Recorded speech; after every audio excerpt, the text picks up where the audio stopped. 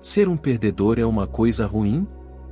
Depende de como você olha para isso.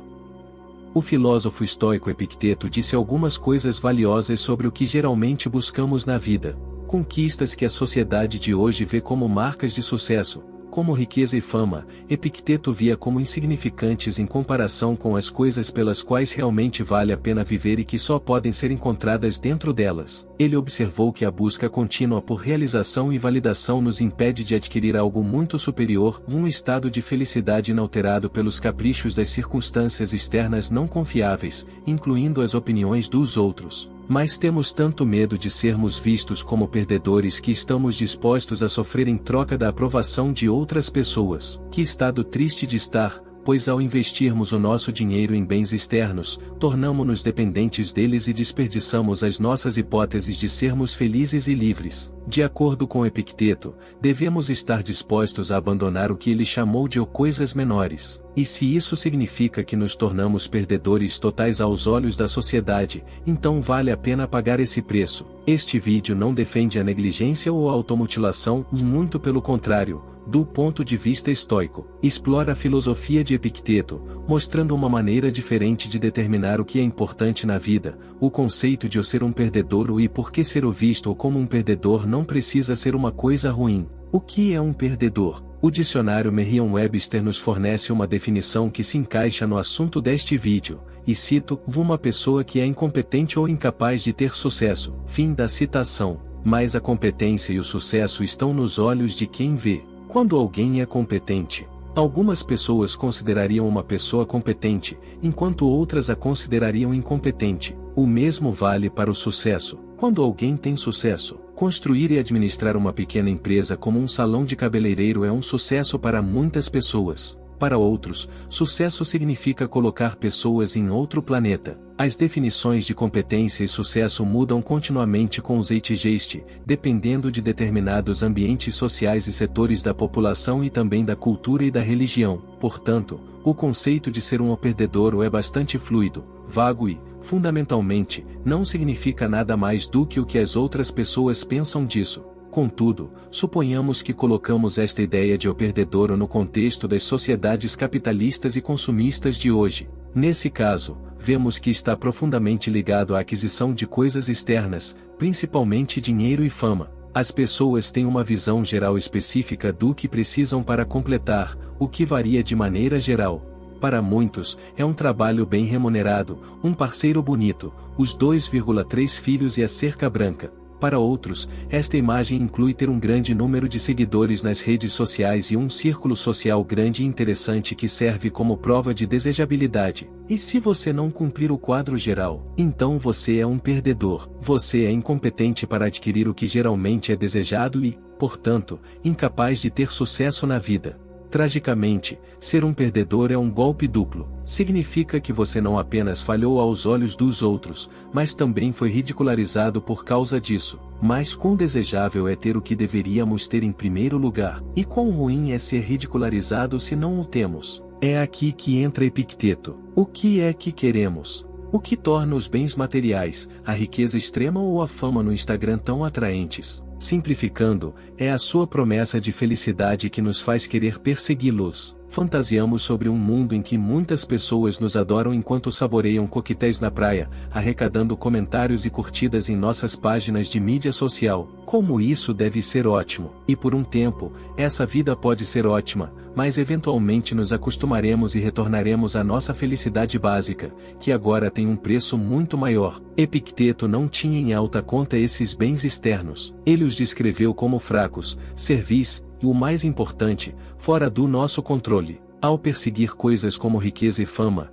perseguimos o que não é confiável, assim como perseguimos o que pode ser tirado num piscar de olhos. Além disso, a busca por essas coisas tem um custo significativo, um preço que muitos estão dispostos a pagar, mas sacrificam muito para isso. Como exemplo, ele usa alguém que quer o conquistar nos Jogos Olímpicos, o que ainda hoje é uma busca que, se tiver sucesso, gera muito respeito. Mas ele também nos exorta a considerar o sacrifício que temos de fazer e até que ponto isso nos beneficia. Cito: você deve obedecer às regras, submeter-se a uma dieta, abster-se de guloseimas, exercite seu corpo, queira você ou não, em uma hora determinada, no calor e no frio, ou você não deve beber água fria, nem às vezes até vinho. Em uma palavra, você deve entregar-se ao seu mestre, como a um médico. Então, no combate, você poderá ser jogado em uma vala, deslocar o braço, torcer o tornozelo, engolir poeira, ser chicoteado e, afinal,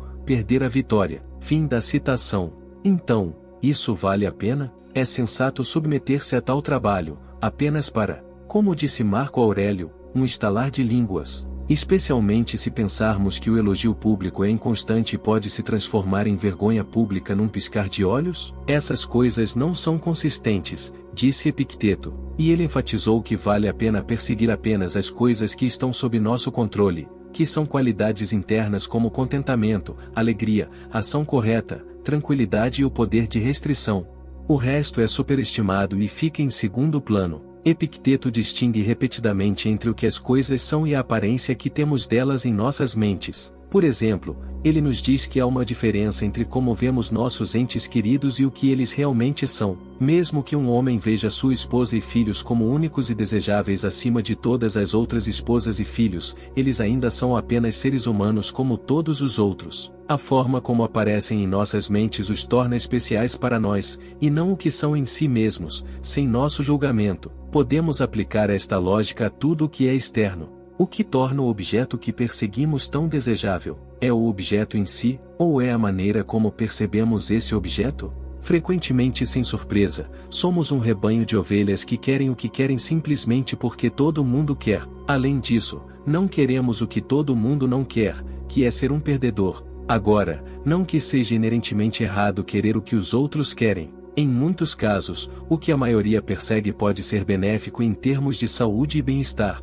mas em muitos outros casos, não é. E é preciso um pouco de sabedoria e bom senso para determinar se é melhor não buscarmos o que todo mundo busca. Epicteto priorizou um estado de felicidade e liberdade acima de qualquer outra coisa e afirmou que deveríamos estar dispostos a abandonar as coisas que o impedem. Se isso significa que somos perdedores aos olhos dos outros, que assim seja. O que há de tão ruim em ser um perdedor? É realmente um destino infeliz? Ou consideramos isso lamentável porque outros assim o fazem?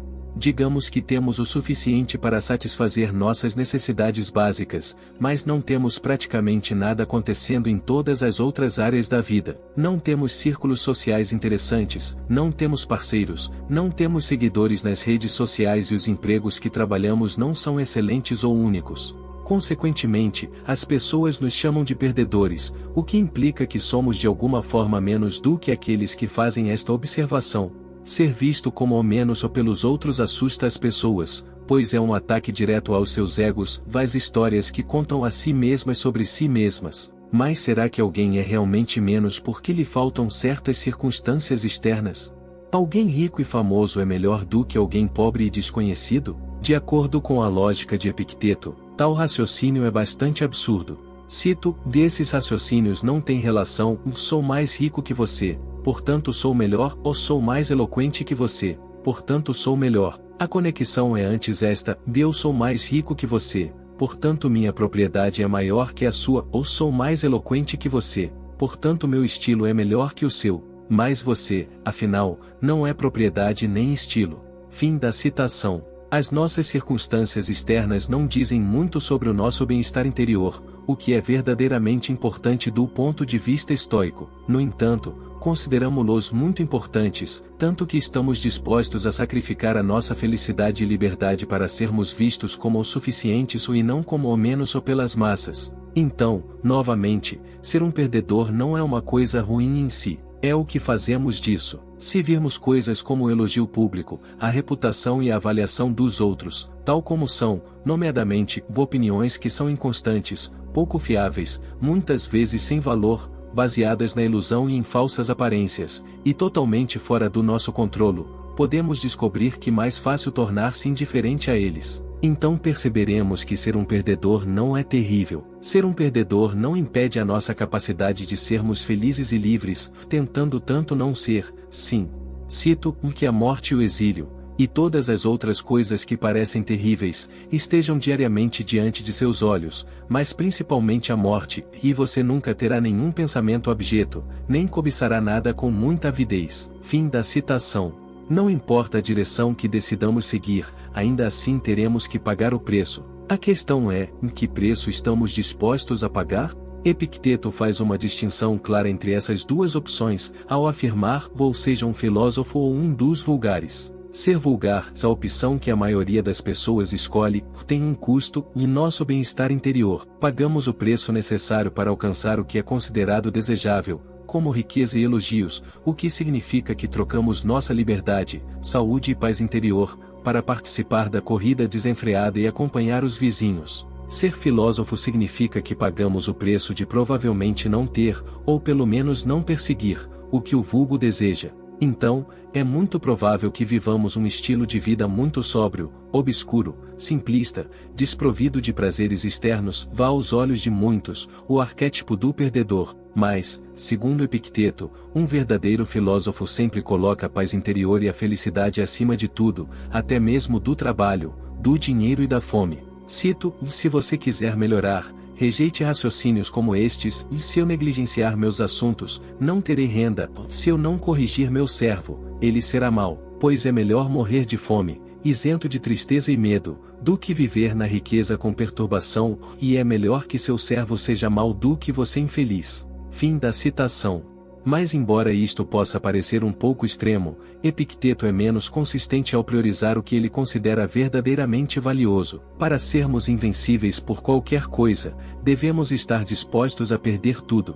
Qualquer coisa externa a que nos apegamos, mesmo a menor, exerce automaticamente poder sobre nosso estado mental. Deixar tudo isso para trás é um caminho difícil, com muitos obstáculos, pouca recompensa externa e até perdas e resistências. Cito, você terá que renunciar ao seu conforto, trabalhar duro, deixar as pessoas para trás, ser desprezado pelos servos, ser ridicularizado e, na melhor das hipóteses, receber migalhas quando se trata de reconhecimento e posição e em todos os assuntos.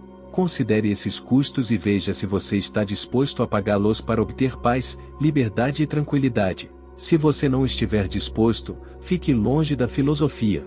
Fim da citação. Então você é um perdedor aos olhos dos outros. Você é ridicularizado e até desprezado? À primeira vista, isso pode parecer uma coisa terrível. A reputação de ser um perdedor parece uma posição fraca e lamentável. Mas também tem as suas vantagens, nomeadamente, não nos conformarmos com as regras dos outros e mantermos a energia que de outra forma teríamos gasto naquilo que Epicteto chamou de coisas menores, apenas para sermos vistos como suficientes. Em suma, ser um perdedor traz a vantagem de eu não pagar o preço por não ser um. E, ironicamente, isso poderia fazer de um perdedor um vencedor. Com base nas palavras de Epicteto, é preciso ter a sabedoria para decidir o que é verdadeiramente benéfico e a força para persistir nisso de forma consistente, com desrespeito por coisas como elogios, riquezas, poder e posição social. Como afirmou, não quero ser general, nem senador, nem cônsul, mas ser livre, e a única maneira de conseguir isso é desprezar as coisas que não estão sob nosso controle. Obrigado por assistir.